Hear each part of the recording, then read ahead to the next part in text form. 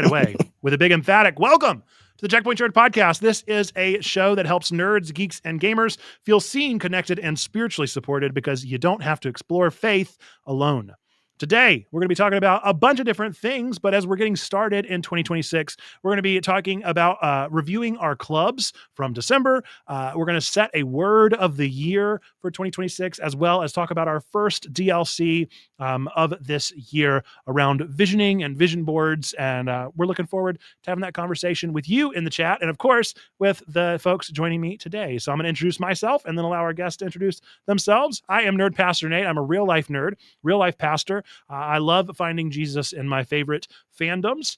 This space is a space, like I said, for you and for the level 2 members of Checkpoint Church to come together and to hang out and to be a part of something, whether you're in the chat, whether you are a co-host, whatever you may be. This is the space where we want to bring together the full embodiment of this community and just hang out and talk about how things are going. And with that in mind, we always start the show with our what you've been watching, playing, and reading. If you'd like to type in the chat and let us know what you have been watching, playing, and reading, I'm going to turn it over to our co-hosts to get started with what they have been watching, playing, and reading. And we'll start with our first timer here on the Checkpoint Church podcast. Take it away. Oh, I'm on the spot. Cool. My name is Twyla, as how I say it. I have to actually reveal that, dang. No. I always make people guys like, it's like Twyla, say whichever, it's fine, but I have to actually say it for myself to introduce myself. No, I have been around Checkpoint for a couple years at this point, I think, but I've never been on the podcast before. I am in our level 2 volunteer space, I am the current admin chair there. And I work in some game-related stuff in my day job. That's what I do. I love anime, and I am big on VR chat, I suppose I could say, as you might notice. So those are my things. That's me. I'll pass it off to DGC. Hello, I'm DGC, fellow member of Checkpoint Church, and I was part of the level 2 space. Yes, very nice. All right, well, let's begin then with what have we been watching. I can start and say I haven't been watching much. I am so far behind on all of the TV shows and all the things that I need to watch. I'm finding it far more peaceful right now to not watch anything. So I have been, for the most part, playing a lot of games, reading a lot of games, all those kind of things. But for the past couple of weeks, I have caught a few things. Most importantly, I've finally gotten back on the wagon of my 1001 movies.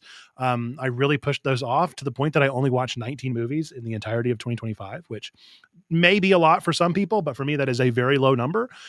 So I'm trying to get started well. So I went ahead and RNG'd the first one, which was a movie called Belle de Jour, which I think is a 1960s movie that was very unexpected. And the pastor is not going to say any more about it. But it was a very interesting film that had some really fascinating themes. And the lead actress, I don't know her name, but she was also the lead in Umbrellas of Cherbourg, which was a musical movie that I had seen like last year, which was really interesting to see her in a very different role. And then me and the family went to the movies, which very rarely happens, but we took our 2 little girls to go see Zootopia 2. We got, I don't know if anybody knows those little boxes that the little cartoon characters figurines sit on, and it does things. They're called Tonys. So it might sing a song or read a story or something like that. My dad got my daughter, the youngest daughter, the little Hops character. And so we've been watching Zootopia 1 incessantly. I must have seen that movie at least 107 times over the past few weeks since she got that, and decided it was finally time to go see Zootopia 2. And yeah, it was good. I super enjoyed it. I think it was a just fine film. What about y'all? What you been watching? I'll jump in there because I also watched Zootopia over the holidays, Zootopia 2 with my family, and it was interesting because I watched that and I watched Avatar 3 and I watched FNAF 2. And over that spread, it was a variance of like, oh, more of if you liked the previous movie, here's kind of more of that installment, but like to different degrees. Because with Avatar 3, I was like, yeah, big blockbuster stuff, kind of a lot of the same themes that were running before. It was kind of what I expected. Zootopia 2, the ways that they approach the subject matter and stuff on like some of the subtext running underneath it and stuff really fascinates me and other people, I think. And so I was like, can Zootopia 2 do that again? Exactly.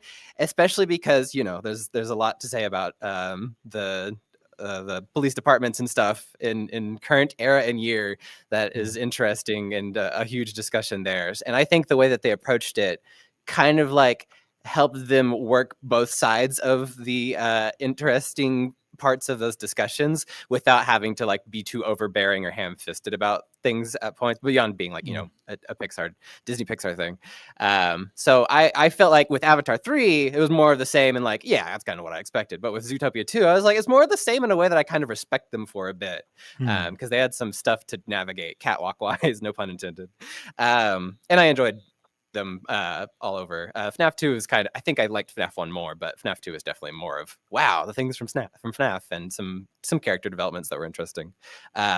Outside of the film stuff and my family loving movies as it is, I'm also big into anime, and so I'm continuing season 2s with my brother. We do Discord screen share stuff we each have like a Crunchyroll account set up, so we just get to like count down 3, 2, 1 together and then hit play on the Crunchyroll stuff for Aria, the animation, although I think it's called something else for season 2 maybe, and then Love is War season 2 as well. So I never got to finish those fully, and we watched at least Aria in our anime club way back when, and so we've been continuing that since we wanted to see how that evolves over time.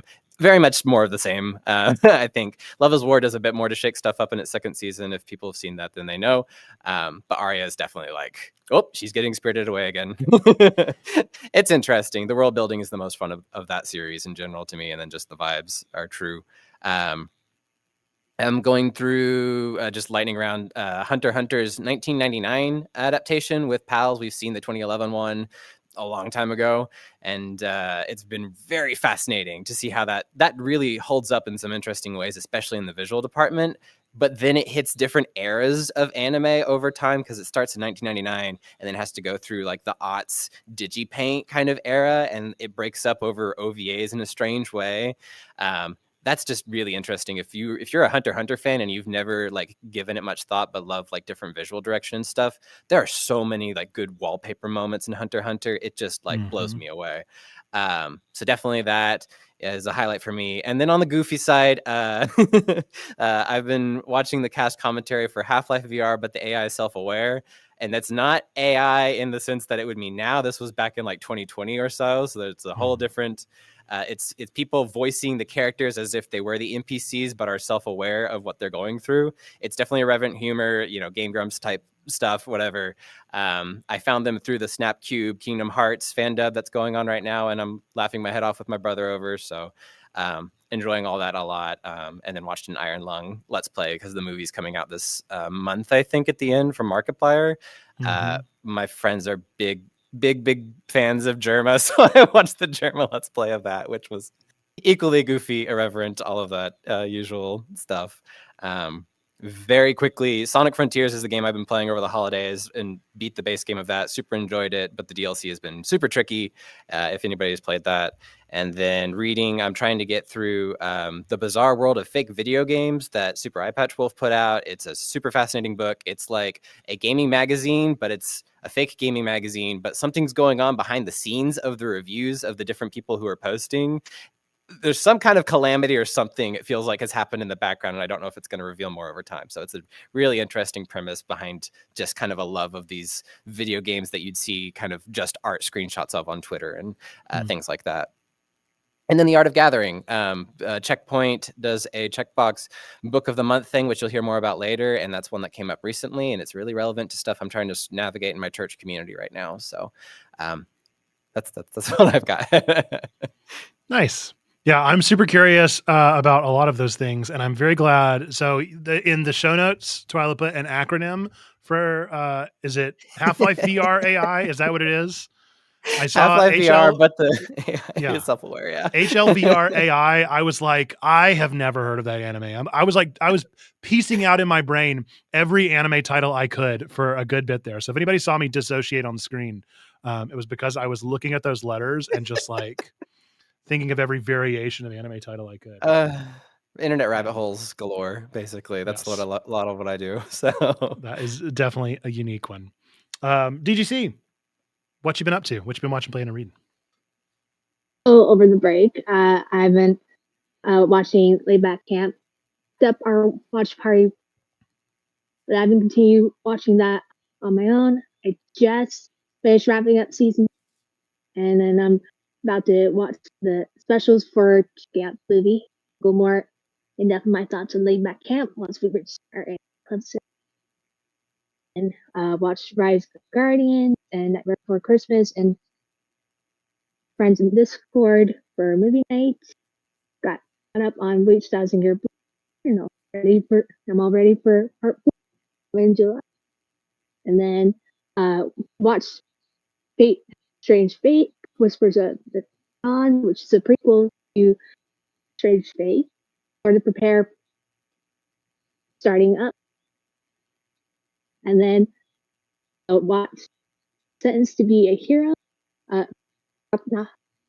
Prof. Noctis's FFC play, Cube, and streams. When I've been playing, I've been continuing making progress through Trails in the Sky. And then as for reading, not much aside from family. Nice. I get more and more curious about Trails in the Sky. I feel like eventually I'm going to need to give that a go. And if I didn't have such a lengthy backlog right now, I think I'd probably pick it up because I'm in the mood yeah, for a crunchy RPG. But it's like I've got so many. I got so many RPGs. I like one of the ones yeah, that's at the top of the line for me is I really enjoyed Outer Worlds 1, and Outer Worlds 2 came out, and I have it, I own it, and I haven't touched it. And it's like I need. There's so many games. How do I play them? yeah. And I'm like, is Trails one of those ones that like works if you just watch it as a let's play? It sounds like from fans of that game, the playing it is like really kind of part of the enjoyment of it, and that's why it's got the reboot. Well, yes, I would recommend playing. You can, however, watch it as a let's play. That actually is it like as a guide because that's what I used when I was when I'm going through the remake. I used gamers. Nice. Yeah. And then Strange Fake. I am super curious, excited. I'm waiting for like bigger Fate fans than I am to give me some of their impressions because I want to wait for the full thing to release before I start watching it because I will go insane if I watch it weekly. It does, especially after what happened with the hiatus. Yeah. I very much still out on that. To contextualize that, they released like a kind of one-off pilot-ish kind of thing like a year. That was Whispers of the Dawn. Yeah, Whispers of the Dawn, and it is animated beautifully, and it set the bar so high that I'm just like, can this live up to this? I don't know. I'm waiting. I'm excited. I love Fate. Fascinating.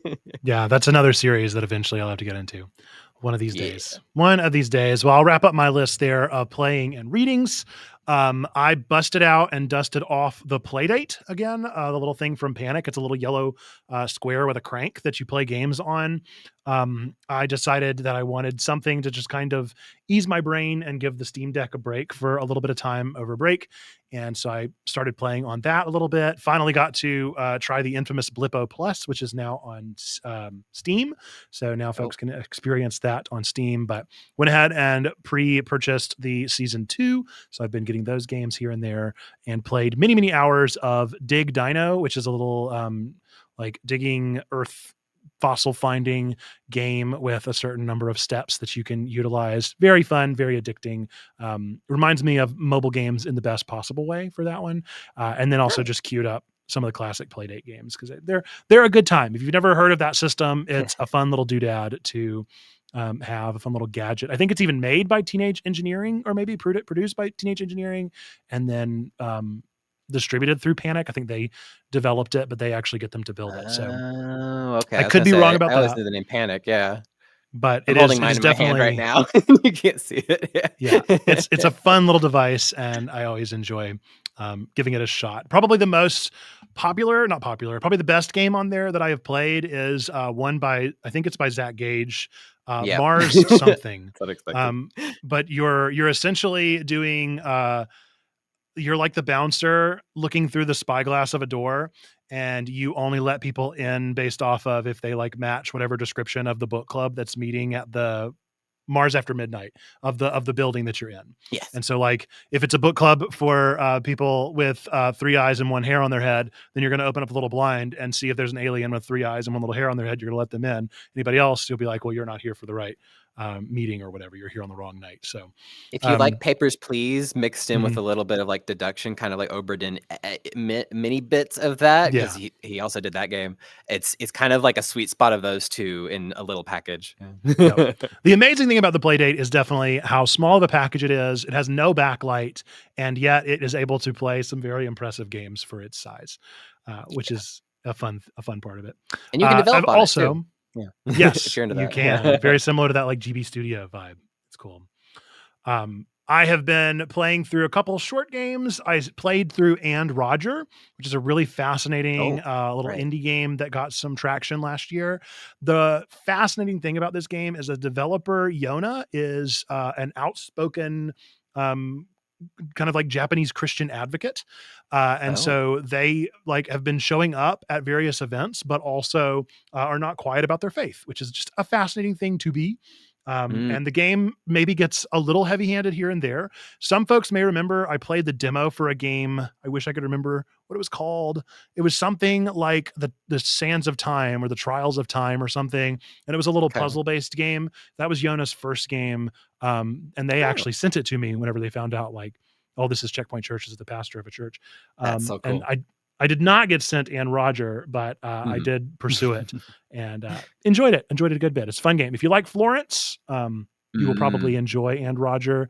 I will say it is definitely a dark subject matter. The premise of the first episode is a young girl wakes up doesn't know where she is, and she lives at home with her father. But whenever she sees the guy that is living with her, it's not her dad. It's pretending to be.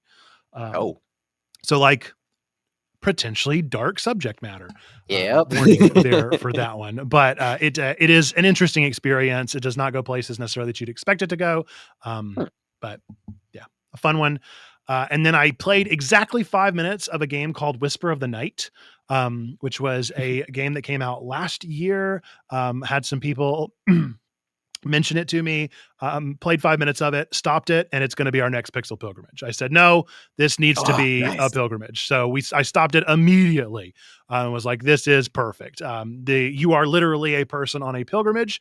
The premise of the game, and this is all I know from 5 minutes, so I can't be spoiling anything, is that you are someone in this mythical village where you have been tasked with shooting everyone's wishes into a chalice. And so you have to like shoot their wishes into a chalice. If you make it, all their wishes will come true. If you do not, then none of their wishes will come true. No pressure. Exactly, right? And so you're going on this pilgrimage preparing for this one shot moment that you've got. I had to play it. I had to. And it's very immediately like philosophically heavy. And I'm looking forward to it. So expect that Pixel pilgrimage in the next few weeks. Let's unpack that. Start putting that on the schedule here in the next little bit. But I'm looking. Harry will be delighted, a member of our community, to hear that already. And then also playing through. So whenever I put that game away, I queued up a game called Videoverse, which we actually played the demo for. It might be on the channel for Crit Point. But essentially, you are a teen in an era of the internet that I am very nostalgic for, where you essentially have this little device called the Shark that has very basic capability of getting onto the internet. And so you are like surfing the forums of various fan communities. It reminds me a lot of Emily is Away, for those that remember that game, where you interact through AIM. It's a lot of fun. That's all I'll say about that one, because I'm still experiencing it. It's a good time. Go look into the chat. We've got a lot of things being watched, played, and read there. Lizzie shared watching lots of YouTube and Wicked Part 1, playing Slay the Spire, Disney Dreamlight Valley, Fortnite, Overwatch 2, and reading the words in said games. Got you. I was like, what is that? What could that book be? And then it looks like, let's see, Marlena has started up Kirby for the Button Bash Brigade. That is our game of the month coming up in January here. And then I will go over real quickly what I've been reading just because I've already said so much, but I am reading 20th Century Boys, which I'm enjoying tremendously, reading through Theo of Golden, Mona's Eyes, which I shared somewhere already, work of art, continuing to read Howard Thurman stuff. I started The Sentence, which is our book of the month, and then maybe R.F. Kuang's Catabasis. We shall see if I'm able to actually get that one. It finally came through on Libby, so I need to read it. And then Is a River Alive? That was a recommendation from Jacob Geller in one of his top 10 things that aren't games from the past year video that you get on Nebula. Oh, that sounds familiar. Yeah, I'm super enjoying it so far. And that's where we'll wrap up things we've been watching, playing, and reading. Continue to let us know in the chat if you've got anything, but we're going to get into our next segment, which is a quick review of the past month. So we have 3 clubs here at Checkpoint Church. We have an anime club, a book club, and a video game club. So all of them serve the same purpose, just with different mediums. We get a group together to watch through a season of anime, to read through a book, and to play a video game, checking in with each other throughout the month on whatever they might be playing. You can do all 3. You can do none of them. You can do one of them, 2 of them, however's best for you, whatever might interest you. We could typically take suggestions around the 15th of every month, sometimes the 20th. Vote on them, and everybody gets to have a vote on what gets pushed to the top. And we see where we land. So for the month of December, our choices were the anime Laid Back Camp or Yuru Camp. The book was Process by Matthew Seiji Burns, which turned out to be an unexpected challenge to get to, and I apologize because that was my suggestion. And then the video game was Winterboro. Winterboro was the indie game that swept Next Fest in September and was a very interesting game as well. So we'll start with the anime. Did either of you get to watch this anime? I have a feeling both of you did, so that's why I started with this one. So, yeah, I was going to say, as a good example of kind of how people engage with the different clubs here at Checkpoint, I sat out of the anime club on this one because I had already seen the anime itself, and I'm just not someone who rewatches stuff a lot. So I will defer to DGC, but I can definitely like riff back and forth because I love your camp. I posted like some merch that I've got from a con that I went to last year from a friend of your camp. I love it. I'm putting that in the thread. I like to see that. Yeah. So what do you think, DGC?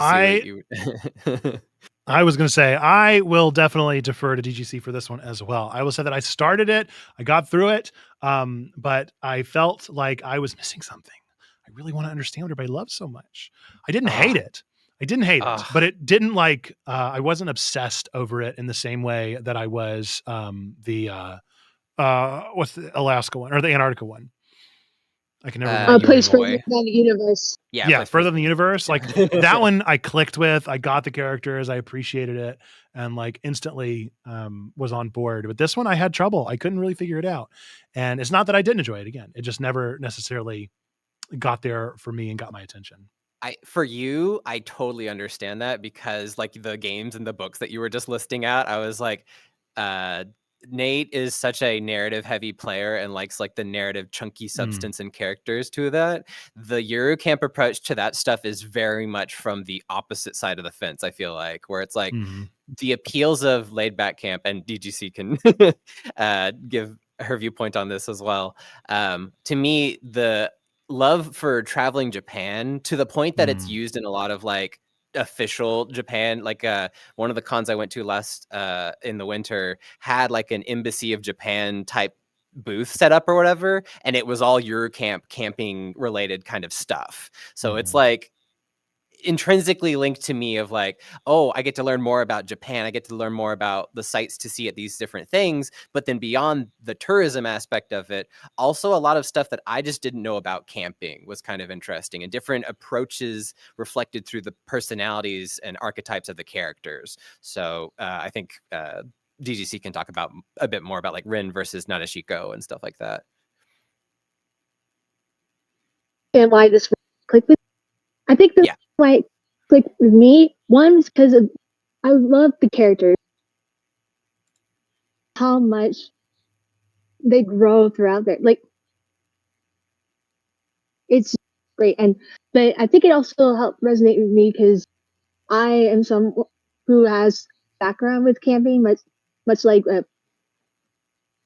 my family would go camping sometimes, and when we were growing up, and my family would sometimes watch like reality shows like Survivor and stuff like that. So yeah, it was great. Also, great for me, especially learning more about stuff that I didn't even know about in regards to camping.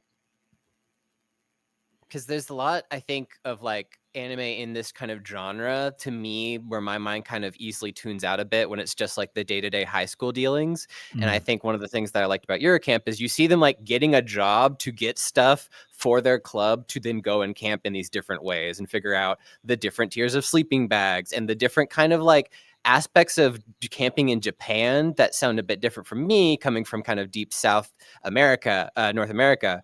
In the US, where the way that they have to approach like lakes and ponds and winters and Mount Fuji and topics like that is just kind of different from what I'm used to with like setting out a tarp and very basic kind of camping stuff, that it just helped expand kind of my appreciation for that stuff. And food. There's obviously anime food galore. My goodness. Yeah. It was definitely a gorgeous anime. Like it was very attractive. Oh, yeah. Everything looked amazing. And I appreciated it from that standpoint for sure. I think that and I went and looked at the source material, and it was like even there you can see the quality put to attention to the food detail. Yeah. I believe it. I think it's exactly what you said. I feel like it's the I was anticipating something to happen. Like I kept like, oh, something's going to go wrong. There's going to be like the hero's journey. Something's going to happen here where we're going to have to do something at some point, and that never happened. And so I think that probably is a source of the dissonance. But again, at a bare minimum, this was like an anime that was incredible to look at, and I appreciated it for that reason. No, I think characters in general, and maybe Tweetsy, I think, has a video from our community later on about this as well. DGC alluded to the growth of the characters. It's definitely not growth in a typical story like stakes and conflict way. It's more about, to me, what you would see and live out as a person growing up in a school environment, being more introverted and shut in versus not, and not learning to erase and throw away those parts of you. I think we had a nerdy sermon on that with Silent Hill F that really spoke to that. But through Rin, she's able to show Nadeshiko and get her interested in more isolated, solitary camping, and vice versa, the other direction, and bring her out of her shell at the same time. And that's what I think makes that main core dynamic really interesting with other characters around to flesh it out. For sure. I am seeing on Wiki that there is a VR journey into Laid Back Camp where you get to camp with the two of them and look at Mount Fuji. And I feel like that is amazing and something definitely worthy of That's a very clever idea. Yeah. Well, speaking of that video, we are going to show Tweetsy's video. So this was an interesting experience. We had Tweetsy join the Discord mid to little bit after mid of last year, and like jumped in both feet and was like, "Y'all have an anime club? You're going to watch Laid Back Camp." I was like, okay, well, you know, keep nominating it and we'll see what happens. And so they were like, I will not rest until this gets voted for. And they kept nominating it. Like, more power so much to Tweetsy. We had. Yeah. And I love it. I have mad respect. So Tweetsy has shared with us today a little bit of their thoughts as well. But that is just to say this was a long time coming. And I was going to not miss a single episode for that exact reason and appreciate their entry there. So without further ado, let's watch their quick little video here. It's a little under a minute so that you can hear some of their thoughts. Eurocamp was one of the first real anime I got into. My family are big camping people. You know, I was in the Boy Scouts when I was young, so we went camping a lot. So I was already super familiar with the camping hobby before I watched Deer Camp for the first time. I remember somebody recommended it on Twitter, and when I watched that first episode, I just fell in love with it. I think it was the first anime I like really got invested in, and it's one I still really enjoy. It's the only anime I've really watched year after year. Honestly, highly recommended. It is so relaxing. It's so calming. I love it so much. All right, welcome back. So that is a little bit of Tweetsy's thoughts there on our anime pick of the month. Again, that was Laid Back Camp. Next, let's get into either our book or our game. I guess just in order. I'll start with the book, and I have a feeling I was the only one that procured this book. I don't know. I think there was somebody else that got the audio book over on the I Discord. say, was it Brimstar or Brimstar, yeah, got the audio book, which, as I understand it, was quite a psychedelic experience, which the book was as well. So, this was a book that was recommended on a podcast that I listened to called Triple Click. And this was Kirk's recommendation for those that listen, who has like a personal friendship with Matthew Seiji Burns, who is a game designer. Some of you may know the game Eliza, a very small little indie game that we actually played a demo of as well into Mondays back in the day. And if you have played Eliza, then you know that this is a pretty prominent theme for Matthew Seiji Burns, is like what makes us human, what makes us robots, what makes us like different from AI and from machine thinking, and especially people that are like machine thinking oriented. How much do we get lost in the sauce there? And so this is a book that is very much about that. We are being told a story of an incredibly successful software company that our main character, our narrator, was somehow involved in. From their perspective, they were like the figurehead. They were the one that made everything happen. But the more we learn throughout this book, the more we learn that they are not like well, and that may be a very unreliable narrator presenting their story. So whoopsie daisy. it's a very much a story of their like hubris and their demise, and their like literal mental breakdown around all of that. And so throughout the book, there are going to be like letters falling off the page, like House of Leaves style. There are going to be circles on the page of words. There is absolutely breathtaking art that is like what is it called, where it's like multiple different mediums, like it's like a mixture of all of these different styles. Mixed media. So a lot of it is like mixed media, where there's like gold foil with like 3D rendering with like photography that has been edited. So it's just very interesting experience, a very beautiful book to have, and I enjoyed it enough. I will say that it did not necessarily ever it was one of those books that I had to like, as soon as I got done reading, I needed to read everything about it, because I need to understand what did I just experience. And so should you go check it out, if you want a beautiful piece of art that is a bit expensive from Tune and Fairweather, like, yeah, it's pretty interesting. It's an interesting think piece. It's something worth looking at, especially if you like somewhat psychedelic storytelling, ergodic literature. Like if that's something that you are into, this is a good experience of it. I don't know if it's the best of it. I still very much enjoy House of Leaves much more. I didn't quite get like lost in this one like how I did House of Leaves writing, where I couldn't put it down. I'm so curious, because it felt like from the outside in, this is kind of the other interesting part of being in Checkpoint, is you get to see people have conversations in these threads for these clubs when they share their experiences with each other. And I wasn't reading the book myself, but I feel like when you mentioned hubris and demise earlier, I'm like, that's what it felt like reading your thread between you and Brimstar on this. It felt like you two were slowly losing your minds and trying to figure out how to process, no pun intended, the experience of the book. And it's like, from my point of view, completely having no actual effort put into following this conversation, it was like, I almost wonder if like that's part of the book, is like that it's not supposed to be like, not Definitely. Even the in text, not a smooth experience with like the letters falling off the page stuff, but the broader experience of like not as smooth a read on the House of Leaves level either. It's not quite like a perfect successor or anything like that. Not that it's by the same people or anything, but just it sounded like you were having like a meta experience that kind of paralleled the experience of the book itself. And I'm like, there's something to unpack. Jacob Geller would have a field day with that. I feel like. I think so. And it honestly surprises me that he hasn't talked about it, because of the fact that like, I think that this is somebody that runs in those circles. Like unless Kirk just happens to know Matthew and Jacob and not the two of them together, I feel like this is a recommendation that would have made it down the pipeline. But I don't know. Maybe next year. Maybe we'll see more from this experience. So I think it's worth it. Again, if you are into ergodic literature, if you're into that kind of methodology of storytelling, or if you're really into like the tech scene, from a cynical point of view, like if you're down to have a cynical conversation on like the C-suite, and maybe you're not super fond of like Silicon Valley, then that also might be a reason to check this out. Sounds like this book takes some aims in one way or another. It's pretty clear who it's trying to parody, and point fingers at. Yeah. An interesting experience.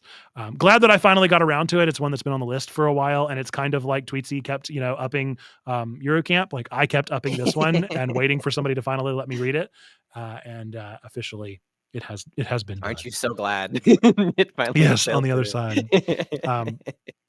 With that, let's move into the video game Winter Burrow. This is an indie game, survival game where you are playing as a little mouse trying to survive a harsh winter. You lived in a rural area in a tree trunk, and then you moved away with your family, who slaved their days away working in the city as some kind of, backbreaking labor workers. They pass, and you want to get back to your simple roots. And so you move back into your rural, tiny house that is a bit run down at this point. Thankfully, your aunt lives very close by. And so you're able to learn from her how to take care of the home, and so on and so forth. Ensues the narrative of finding things so that you can light a fire, so that you can fix food, so that you can fix things up and craft furniture for your home, and things to forage even better with. That's Winter Burrow. Did either of you all get around to playing this or watching a Let's Play of it? Not on my end. I was curious to hear more about it because I'm wondering what set it apart from other stuff in that genre to make it pop off the way it did during Next Fest. Because I was like, it looks kind of just like if you like cozy games, here's another one of those, especially if you're into like Secret of Nim or those fantasy mice books that I can't remember, and I always want to call like Red Tail or something. That's not the name. I'll look it up later. Redwall. Redwall. That's what it is. It had that kind of look and vibe. Very much. Yeah. DGC? I did not get the chance to. Gotcha. Well, yes, to answer your question, Twyla, it's definitely not as iterative, or it is very iterative. I was expecting it to maybe push a little bit further, and it didn't really, but I don't think that's necessarily like its fault. I think that it is hard to break through in this industry. And I think what it did is make a really beautiful game. The art style is really interesting. The actual survival elements are like straightforward and simplistic enough that they don't overwhelm. It doesn't become like menu hell and you're just trying to figure out what in the world's going on. I think maybe they play a little fast and loose with the like survival mechanics and the stress of it. I think it maybe didn't need to be quite as stressful as it was. Interesting. It sounds like a lot of people had trouble with it. I did not, but I am, a survival aficionado. I've been all about. That sounds like Wonder Stop. Yeah, when you say it that way. Yeah, a very interesting experience. The thing that frustrated me is that it was unapologetically not an RPG, and I wanted it to be more of an RPG. And so like I wanted to be able to level up. I wanted to be able to like increase certain elements. So, resistance to cold, or how quickly you get hungry or anything like that, or how strong you are. Like I wanted to be able to upgrade those things, and you really can't. The only things you can upgrade are your clothes. And they are like minimal buffs at best. And so that's really all that you get, is just kind of gentle buffs, which for what it's worth, I think was their choice that they made. And it wasn't a choice that I liked, but it was their call. And that's up to them, is to like say, no, this is not going to be an RPG. It was a short enough game, a short enough story. Didn't overstay. With some really interesting characters that I thought were fun to get to know. It's an interesting experience. It is one that I'm glad that I played, but not necessarily one that I would recommend too strongly to anybody that's not super into this genre or just really enjoys the art. I'm so curious, because I feel like, when games like these come along that are like, clearly somebody loves these other types of games and wanted to do their own spin, crossed with kind of their own influences or character ideas, whatever it is, my mind, as somebody who's experienced the other ones, is like, oh, I can compare it to this library. But then there are people who will enter in 2025, and this will be like one of the first ones of these games to play. Mm-hmm. And that's where it's like, I think of myself trying to go back and play something like Half-Life 1, since that came up earlier. And I'm like, I cannot have a good time with that game, because it's just from such a different era. And I'm used to the Half-Life 2 isms and stuff when I was going backwards from there. And so I kind of wonder about that time marching forward effect on games like Winter Burrow, and how I think it occupies a thing where it's nice to have something to let people who are new to this type of game experience with. Maybe they're more into the anthropomorphic animals kind of approach to stuff, because there's not a ton of those cozy sims. I think maybe the bear bread and breakfast one, but it's more managerial, I think. Which was a similar kind of vibe of like, this is an okay game that really is like held up by its art style. Lizzie does drop in the chat there, likes the freeze mechanic and the knitting, cozy and cute but simple. Duchess Faust there. Yes, the art looks very unique for a game within its genre. Totally agree there. I forgot the one other thing that I was going to say about this game, which was truly the thing that dragged it down the most. I don't understand what is the obsession with game developers in 2024 and 2025 to not give me a map. I just want a map. People love Claire Obscura so much. They loved Claire Obscura and it never gave me a map. And I get so irate about these things. But like, all I wanted was a map. And that is definitely like a point of this game, is they didn't want you to have a map at the beginning, because they want you to get lost in the snow. And like, I get it. Give me the ability to unlock one. Just like an unlock or an option, even just an option of like, make it an easier mode, or because even I said I was playing Sonic Frontiers. They have a thing in there that it's like, if you don't care for the difficulty of this game, here's an option to get rid of that difficulty for the story mode, or whatever you call it. And I feel like maps could be that, because in my mind, Claire Obscura is a bit of a close pick, because that came up so recently, I feel like, compared to this. And I know you're not saying that, but in my mind, it's a post Breath of the Wild influence. And I feel like Game Maker's Toolkit videos and stuff have influenced people away from like the extreme of like the big AAA, towers on the map. You have to tick off the checkboxes and stuff, and people see waypoint markers and things as inherently tied into all of that. And I feel like this is a backlash too much the other extreme, to where now I don't want to play your game, because I'm just going to get lost for a long time to find what I want. 100%. There's a Goldilocks. It is a tricky scenario. I've never been one to complain about the waypoints, but I do not really play Ubisoft games. So there could be the most egregious source of this thing that could have been a problem. So I don't know. I wanted a map. That was a thing that definitely frustrated me about this one, but still worth playing, I think. There was a joke in that one recent, was it Bennett Foddy, I think, had that new kind of QWOP style walking game or whatever. Baby Steps. There's a bit in that game that's literally like, here's a mini map, and the character's like, I don't need a mini map, and then it just goes away for the rest of the game. So you're not wrong. It is what it is, but I am glad that I played it, like I said, but there's little qualms that I find. With that, we're going to get into our January picks. So we have this, again, anime book and game club coming up for the month of January. We've already mentioned a few of them, but want to make sure they get your way. So we'd love to have you join us for any of these over in our Discord. We'll be talking and having conversations around them. I'm going to try to be a little bit more active in any of those channels for the next little bit as a part of our kind of word of the year. But the anime for the month is Zenshu. The book is The Sentence, and the video game is a bit of a throwback here, not too long, but throwback enough of Kirby and the Forgotten Land. So just in time to get into that DLC for the Switch 2. If you have a Switch 2, I think maybe it came out on the base edition too. I don't know for sure, but Yes, the DLC was added to the Switch 2 version. just Switch 2. Okay. So if you got a Switch 2 and you feel like getting back into Kirby and the Forgotten Land and want that $10 upgrade or whatever Nintendo decided to charge for it, Kirby and the Forgotten Land, which may be what I end up doing. I may end up going back for the DLC. No. I played this one, but Not buying a Switch 2 yet. No. it was an interesting game whenever I played it for the first time. I really liked it and didn't get around to playing it with my daughter. So I'm kind of thinking maybe that might be a fun way to do this game again, would be to play with a kiddo. Perry mentioned that potentially watching a Let's Play with his family. And I think it was like doing a video transcript or a audio transcript search through the video of like any wordy nerds and stuff. I'm like, that is such a modern technology solution to that problem. Sure, there are like no stars in it because Let's Play I recommended. What? Perry's in the chat now. Yeah. Hi, Perry. As I was saying, in the Let's Play that I recommended, her partner is also featured in there with him, and unlike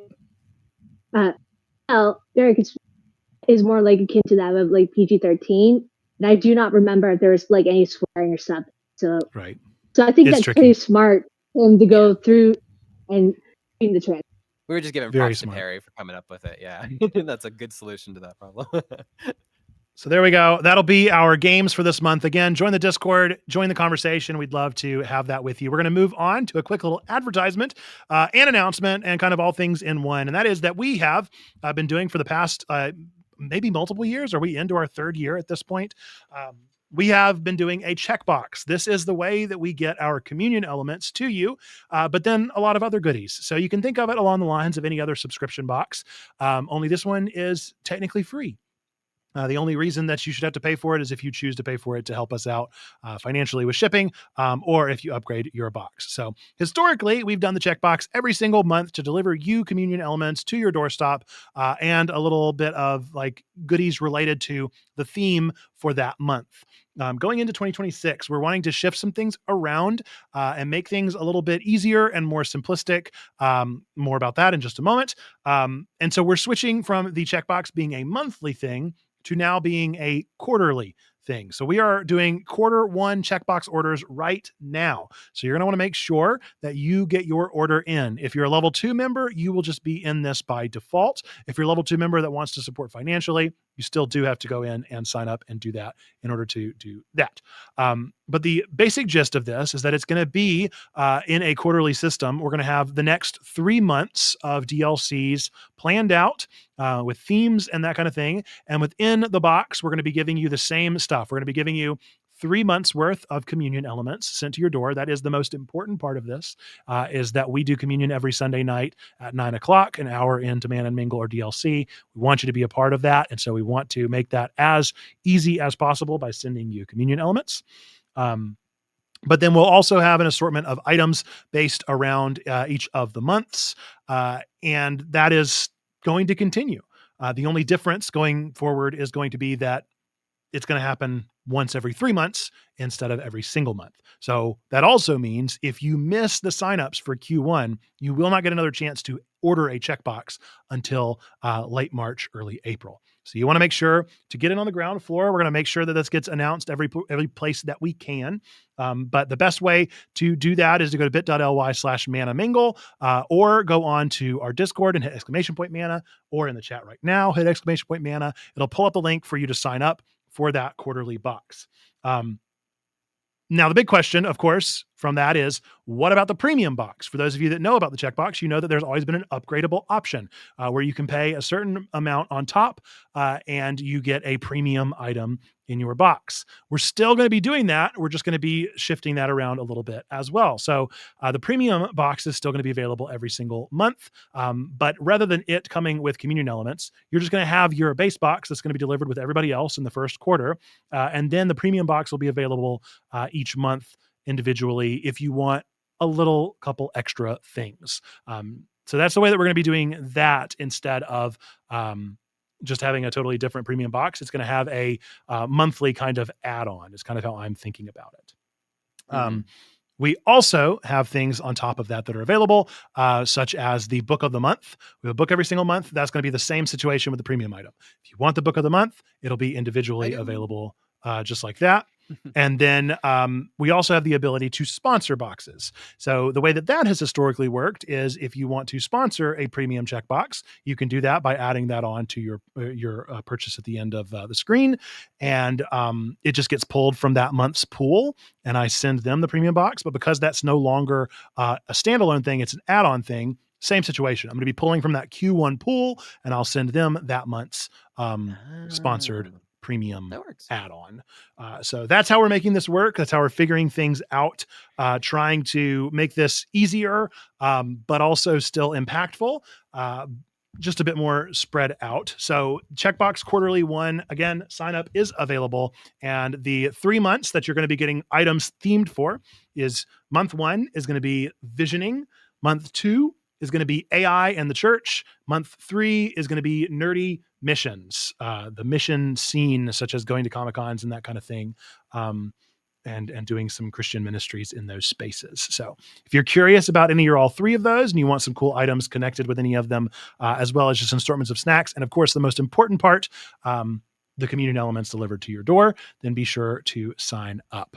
Twyla, did I miss anything or forget anything, or do y'all have any questions? Or in the chat, do you have any questions?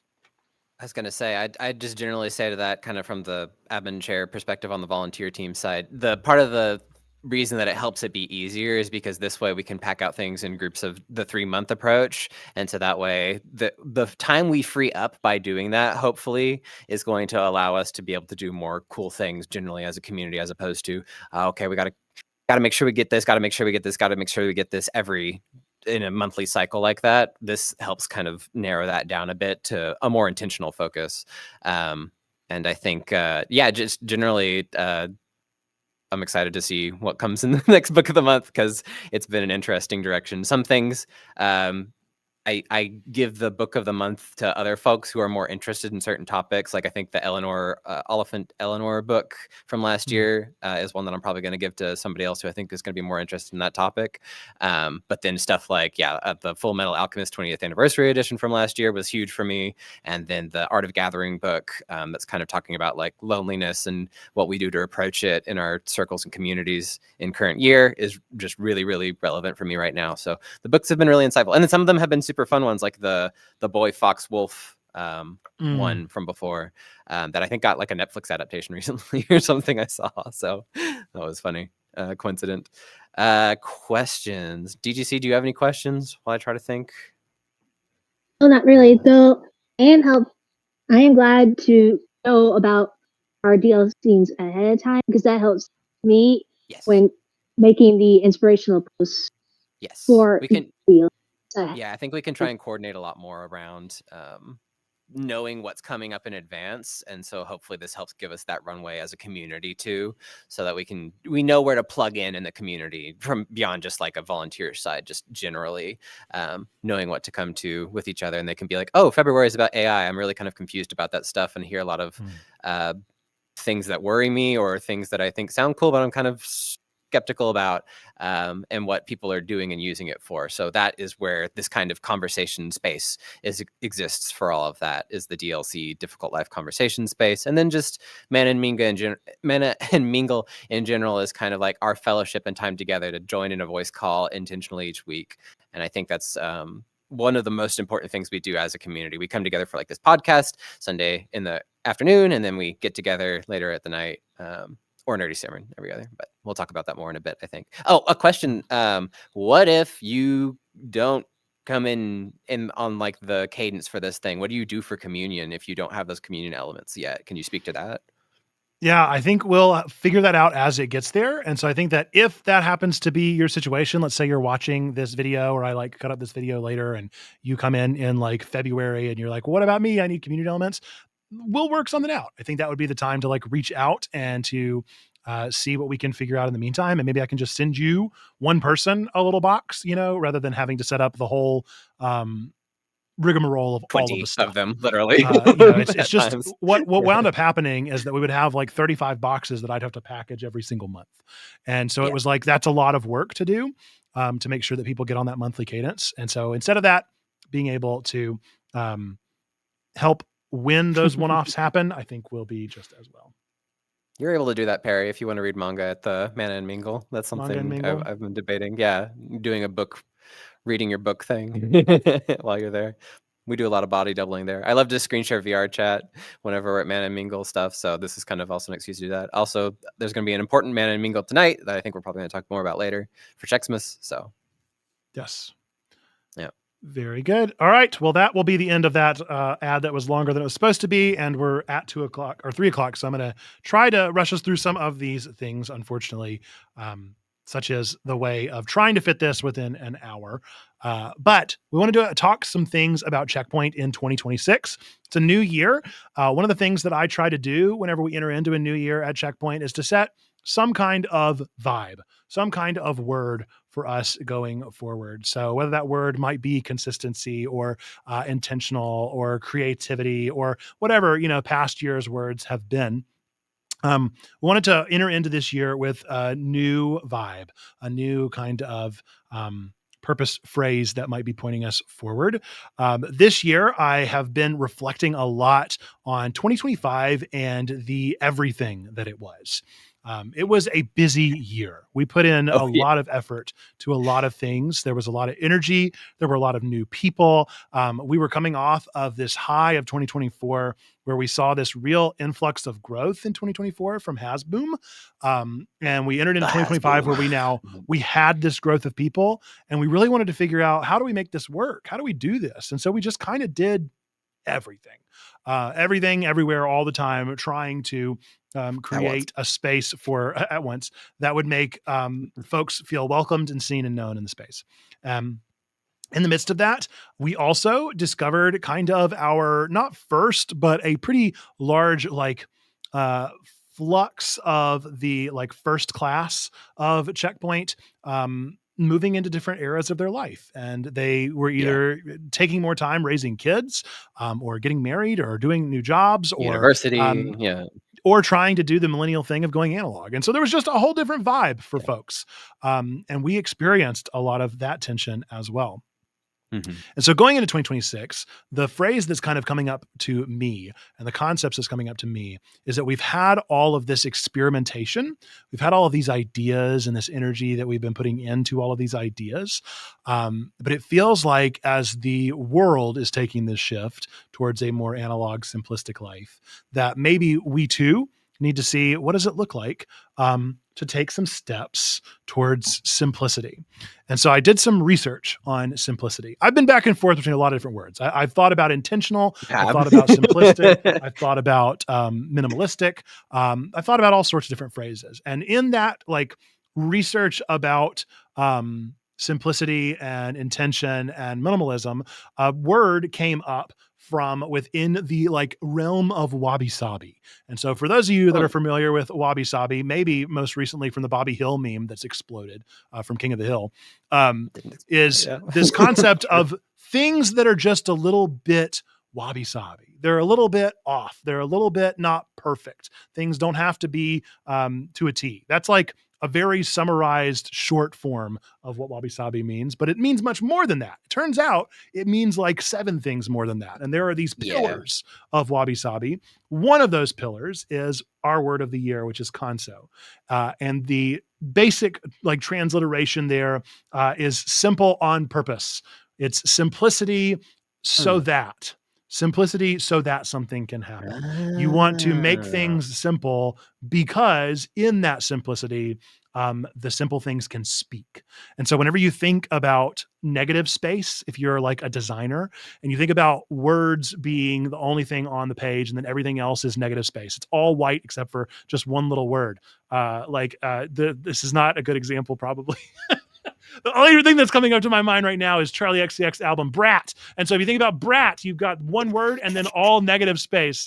And that makes the word itself mean so much more. It pops so much more. Or in the world of Japanese, like Zen gardens, you've got this massive canvas of sand, and then you've got rocks. And you place the rocks in places, and then shapes begin to form out of the negative space. Something comes out of the simplicity. And so all of Composition and this, photography. Yeah, there's a lot of exactly, those. all of this is simplicity, but not for simplicity's sake. It's simplicity so that it's being simple on purpose. And so in our year of 2026, that's the vibe that I'm wanting to kick us off with. Is we're not cutting back, we're not reining in. We're looking at a simple version of what we've been doing in a way that we can simplify it to the point of allowing purpose to spark. And so I actually think that Pixel Pilgrimage was kind of a trial run of this, which is what we do where we play a video game on purpose. We play it so that we can experience it, explore it within ourselves, and allow it to speak to us and draw something out of us. Historically, we've done just normal Let's Plays. We've been like Twitch streamers, we've done the thing. But then we were like, okay, well, what if instead of that, we actually just played a game on purpose to draw something out of us? What if we took it at its most simple? And that's what we're going with. Yeah. Kingdom Hearts style, simple and clean. There, for sure. How dare you? That's my brother. But yeah, so that is the word of the year that we're going with. That's the vibe that we're going with. And that means a lot of things. And it means a lot of nothing also. At the end of the day, it is just a word. And it is just something that we're entering the year with. And it could very well change and grow and evolve as we proceed. But it's a lens. It's a lens we're putting on as we enter in. I worry sometimes because we've been doing this in my analog church's tradition too, with like the star word for Epiphany tradition.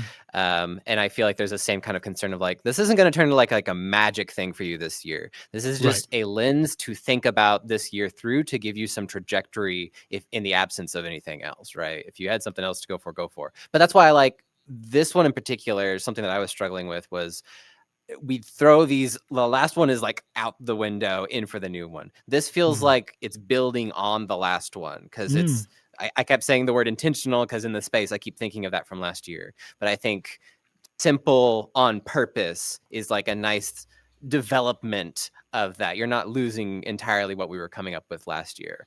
And I think that's a meaningful dynamic. For sure. Did you see any thoughts from you here? Console. No. Well, hopefully we will continue to see it take some shape and will be interesting as we go forward.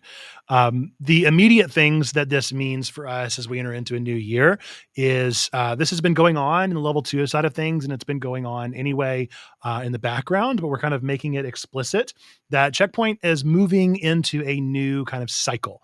And so historically, it's always been 1 week, one nerdy sermon, and that's kind of the flow of our church structure. And in the midst of that, we would also have streams and all sorts of things. Now, in the vein of being more simplified, but also leaning into what we're doing with purpose, we are wanting to have a 2-week cycle where we kind of oscillate back and forth between nerdy sermons, as we've historically done, and the next week, the Checkpoint Church podcast, going back and forth and filling in the space between those things with purpose, with something that draws something out of us. You could also look at that cadence as being kind of married with the nerdy sermons in the morning, like Tyler was talking about, followed by Man and Mingle or DLC the evenings, and that being the thing that's oscillated between the next week of the podcast and then Man and Mingle DLC. But all the things kind of dancing around that packaging of those 2 weeks and the things that are held within. In that lens, we are still keeping on with trying to create as much as we can daily, content-wise and community-wise. So we have been, for the past little while, creating Let's Plays Mondays and Wednesdays, inspirational posts on Tuesdays, Instagrams on Thursdays, mini review videos on Friday, a watch, play, read post on Saturday, and that being our content for the week that fills in those gaps. And then community wise, we're moving some things around. I mentioned this over in our general channel of our Discord. Monday is now going to be our How Is It With Your Soul kind of spiritual check-in to kick off the week. And then we have a group that gets together and watch anime on Tuesday nights. We get lunch together on Wednesdays. I check in on prayer requests on Thursdays intentionally. I always check in on them anyway, but like make sure that I check in on that day. And then we do an Ask Me Anything AMA for nerdy pastors on Fridays. And that kind of allows for a little bit of a community flow. And then Saturday is kind of a bit of a day off community wise. But we do have people that meet and do things regardless, but this is just an intentional structure. And so that's broadly speaking, our 2-week flow that we're entering into the year with. And all of this goes again with what Twyla was saying of like, it's a lens. It's not something that means that this is some kind of magical concept that's going to change everything, or something that's going to make everything perfect for us. Like, it's not like we're not going to have any stressors. We're not going to have any tension in those spaces. It's also not like everything's going to work magically well. It's just a lens that we're entering into it with, that we're seeing this cycle through. And that's the thing, is I think it allows us to see like where can we get connected with each other through checkpoints, and just the general idea of like, do you need to do something every day except for like your rest day, which is good, and it's good that we're doing that. And I think the answer to that is we want to try and share a feeling of presence just generally as checkpoint and with what we're doing, because that is what we're here about in a broader Christian sense and in a checkpoint specific sense to nerds, geeks, and gamers, as we say, because feeling seen and letting others feel seen, and the starting point of that is like, if we're not in the spaces in the first place, then what are we doing? So I think it all connects back to that, because we've had a lot of questions over the volunteer space of like, what do I actually do? Where do I actually plug in? And the idea is that this helps you look at that, again, lens onto checkpoint to be like, these are the things that we can work together on. These are the ways that we can connect. And if you have any questions about any of this, ask them in this chat, ask them in our Discord. Like, we are more than happy to explain any of the terms or things that are unclear, because there's a lot of that we're dealing with any ministry or community. So we're more than happy to explain to anybody. Totally. And that actually goes pretty naturally into our next and last topic here, which is we're having a DLC, our Difficult Life Conversations. We have these every single month here at Checkpoint. One of the Sunday nights is not Man and Mingle. It is instead DLC. Still happens at 8 p.m. Eastern. You can always RSVP to the event on our events tab if you have trouble keeping up with the various time changes. We know not everybody is Eastern time. But the theme for January was one that was pitched by a level 2 member of our own, Lizzie, who said maybe we ought to consider, like, what does it look like to do a visioning session? What does it look like to think about a vision for 2026? A lot of that can sound kind of woo-woo or overly spiritual or overly like resolution heavy as we enter into 2026. I know that can be a problematic word indeed. That's not what we're really trying to do with this time. We're trying, so whenever I pastored a rural church before this, rather than visioning sessions, I would call them dreaming sessions, which sounds equally woo-woo, but very much like this vibe of let's dream together. Like, let's dream what Checkpoint could be. Let's dream what our own lives could be. Let's just imagine rather than hold ourselves to any kind of impossible standard. And so some of the things that we're going to be doing that night is we're going to be getting together and creating a bingo card for Checkpoint for 2026, maybe a bingo card for yourself. If you've not seen these, this is kind of a trending thing this year that I've seen on social media where people are creating bingo cards for their years to see like what happened this year, what actually went down. And then in December, we're going to do a review on the Checkpoint Church podcast and say like, what did we get right? What did we totally not get right? So if you want to be a part of shaping that bingo card with us, or if you want to shape your own, then we're going to have some time to do that as well. Another thing that I had mentioned, I talked a little bit about, I think before the show started, about my like Hobonichi calendar that I'm trying to do a bit more analog thing. Something that I'm thinking might be fun for us to do in an analog sense as well is to create another trend this year, which is punch cards. And so the way that these work is you just get a simple index card, you cut it to shape, you color it however you want to, and you set some sort of goal for yourself, and then you punch it off as you achieve that goal, and you have some sort of prize at the bottom for yourself. And so one of the things that I've seen that's pretty popular here is maybe like check 10 books out from the library and actually read them. And after you've done that 10 times, after you've punched 10 of those, your reward can be actually buying a book for yourself. So, you're reducing a little bit of the urge of capitalism while also reducing waste, while also making good use of the library. So whatever scratches Interesting. those itches is what we're going to try and explore during that time. We'll have lots of recommendations and thoughts, and we'll just explore those things together. So it'll be a little bit less structured of a time in regards to like having a speaker and thoughts. Sure. But I will try to bring some things with me, and I'll encourage anybody at level 2 that wants to bring some things or help us shape that. We are actively shaping it over in the level 2 space right now. But we're looking forward to what comes through and what we kind of land on as an interesting way to kick off the year. Continuing on with that simple vibe. We can bring and figure out that console kind of concept together in that space too. I feel like would be another good one there. Yeah. Something to explore. What does that actually mean for us? Because I think that's always the trouble with these kind of things is taking them is nice, but applying them is the challenge. Yeah, exactly. And that's at its core, I feel like that's what this community is trying to figure out and answer together. And it's a question with no real like right answers. There are some obviously like do no harm type answers we don't want to go all the way out towards. But beyond those kind of soft fences around this question, it's like that's what Checkpoint is walking that walk together. Totally.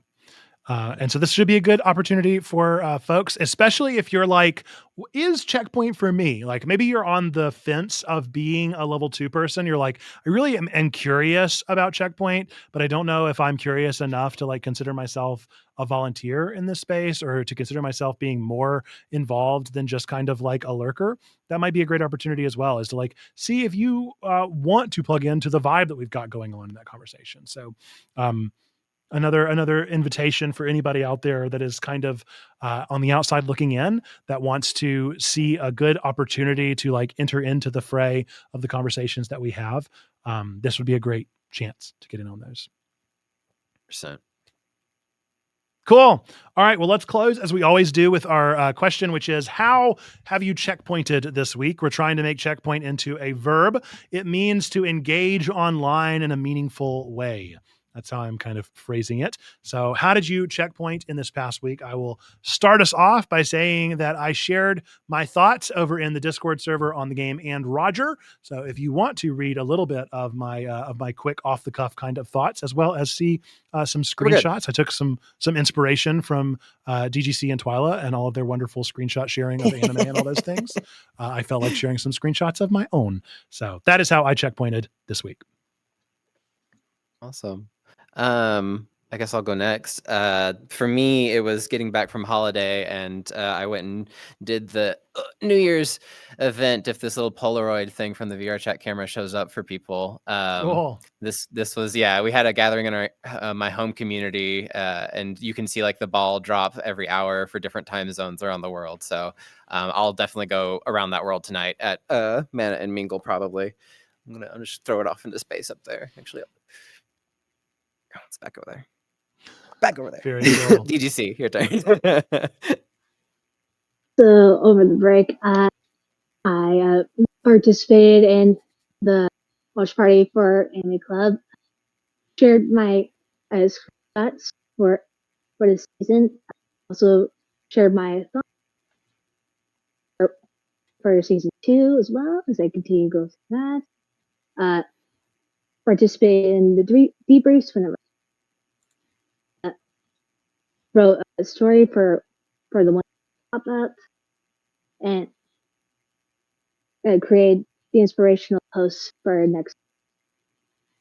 And then, of course, we'll be participating in the Checkmas party, and of course, helping out with. What's a Checkmas?